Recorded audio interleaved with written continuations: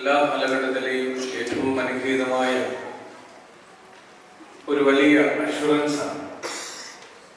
ഏതോ നിരാശകളുടെയൊക്കെ മധ്യത്തിൽ ഒറ്റപ്പെട്ടു പോയ ചില മനുഷ്യരെ തേടി ആ രാത്രിയുടെ നിശബ്ദതയിൽ ദൈവം മനുഷ്യനായി തുറന്നു എന്ന വാർത്ത. അട്ടടിയന്മാർ ആ വാർത്ത കേട്ടു, വിദ്വാൻമാർ ആ ദിവ്യദാനം കേട്ടു. ലോകമൊക്കെയും ഒറ്റപ്പെട്ടു പോയവർ, നിരാശരായവർ, സങ്കടങ്ങളിൽ, വേദനകളിൽ, ദുഃഖങ്ങളിലൊക്കെ കഴിഞ്ഞവർ ആ വാർത്തയുടെ അലയൊലികൾ ഇന്നും കേട്ടുകൊണ്ടിരിക്കുന്നു. 2025 ക്രിസ്മസ് ദിനങ്ങളിലേക്ക് നാം ആഗതമാവുകയാണ്. നാളെ 25 നവംബർ ആരംഭിക്കും. കർത്താവേ, ദൈവം നമ്മോടുകൂടെ, ഞങ്ങളോടുകൂടെ എന്നുള്ള അഷുറൻസ് ഈ ലോകത്തോട് കമ്മ്യൂണിക്കേറ്റ് ചെയ്യുവാൻ ഞങ്ങളെ ഇടയാക്കണമേ എന്ന് പ്രാർത്ഥിക്കുവാൻ നമുക്ക് കഴിയണം. ദൈവം നമ്മോട് കൂടെ ഉണ്ടായെങ്കിൽ ആ ദൈവകൃപയുടെ സാന്നിധ്യം മറ്റുള്ളവരിലേക്ക് പകർന്നു കൊടുക്കുവാൻ നമുക്ക് കഴിയും. ഒരുപക്ഷെ രാഷ്ട്രീയയുടെയും സങ്കടത്തിന്റെയും നമ്പരത്തിന്റെയും ഒക്കെ ഓരങ്ങളിൽ ഒറ്റപ്പെട്ടു പോയ ചില മനുഷ്യരെ തേടി പോകുന്നതാവണം നമ്മുടെ യഥാർത്ഥ ക്രിസ്മസ്. ഞങ്ങളുടെ വൈദിക ശുശ്രൂഷയുടെ ഒരു പങ്ക് HIV എയ്ഡ്സ് പേഷ്യൻസിനോടൊപ്പമുള്ള ശുശ്രൂഷയിലായിരുന്നു. 2 ടേമുകൾ. അതിൽ ഇന്നും എന്നെ ഓരോ ക്രിസ്മസിലും അസ്വസ്ഥപ്പെടുത്തുന്നതായ ഒരു ഓർമ്മയുണ്ട്. കമ്പം കനിവ് HIV എയ്ഡ്സ് പേഷ്യന്റെ റിഹാബിലിറ്റേഷൻ സെന്ററിന് ഡയറക്ടറായിരിക്കുന്ന സമയത്ത് ഞാൻ ആദ്യമായി ചെന്ന ചുമതലയേറ്റ വർഷം ക്രിസ്മസ് കരോൾ സംഘടിപ്പിക്കുകയാണ്.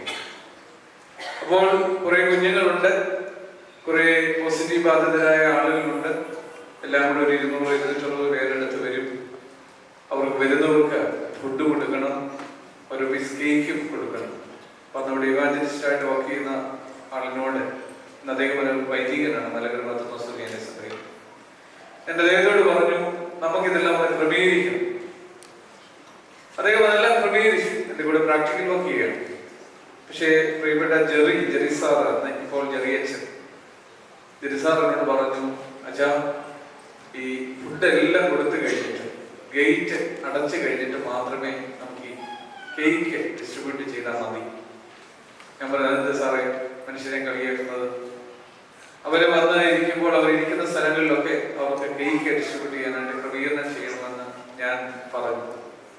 പക്ഷെങ്കിൽ കേക്ക് കൊടുക്കുവാനായിട്ട് അങ്ങോട്ട് തുടങ്ങുകയും അവിടെ വലിയ ഒരു ആരവമാരവും ഒരു തിക്കും തിരക്കും, ഒരു ഉന്തും തള്ളും, ഒരു വലിയ വെപ്രാളം ഞാൻ അവിടെ കണ്ടു. പിന്നീട് ഒരു പീസ് കേക്കിന് വേണ്ടിയാണ് നമ്മൾ കഴിച്ച് വലിച്ചെറിയുകയാണ് ഈ ദിവസങ്ങളിൽ. ഒരു പീസ് കേക്ക് കഴിക്കുവാനായി താല്പര്യപ്പെട്ട ആഗ്രഹത്തോടുകൂടെ ആളുകൾ തിരക്കുന്ന തിക്കും തിരക്കുമാണ്. ഞാൻ ആ ഒറ്റ ദിവസം, അധികം ദൂരമൊന്നുമല്ല ഈ സംഭവം നടക്കുന്നത്, അധികം വർഷങ്ങളൊന്നും ആയിട്ടില്ല ഈ സംഭവം ഞാൻ നിങ്ങളോട് പറയുന്ന ചരിത്രം നിലനിൽക്കുന്നത്. ഈ റീസെന്റ് സംഭവിച്ച ഒരു ഇൻസിഡന്റ് ആണ്.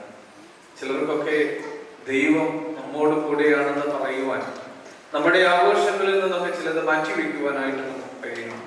അവിടെയാണ് നമ്മുടെ കൃത്യമായ ധന്യതകൾ, നന്മകൾ അർത്ഥവത്തായിത്തീരുന്നത്.